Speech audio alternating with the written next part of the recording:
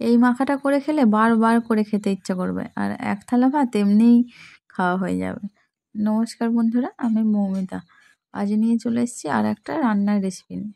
এই যে প্রথমে লাউ পাতাগুলো ভালো করে সেদ্ধ করে নিচ্ছে, এরপর কড়াইতে তেল দিয়ে দেবো। কড়াইয়ে তেল দেওয়া হয়ে গেলে পেঁয়াজ, রসুন,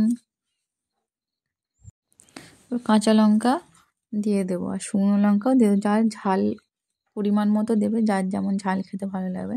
তবুও এই রেসিপিটা একটু ঝাল ঝালই ভালো লাগবে। এগুলি ভাজতে থাকবো অল্প আঁচে।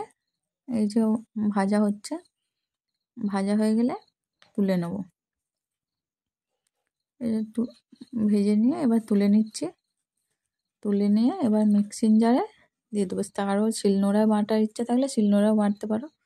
এই যে লাউ পাতা ওই ভাজাটা দিয়ে দেবো, এরপর ধনে পাতা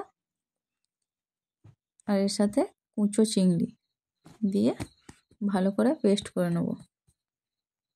এই যে পেস্ট করা হয়ে গেছে, এবার সে কড়াইয়ে তেল বেঁচে গিয়েছিলো, ওই তেলটা দিয়ে এই যে ভালো করে পাতাটি ভেজে নেব।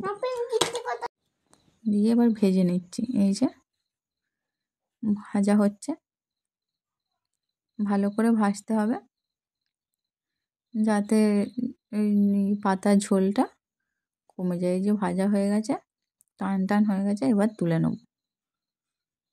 তুলে নিয়ে এটি গরম ভাতের সাথে খেলে যে এত ভালো লাগে।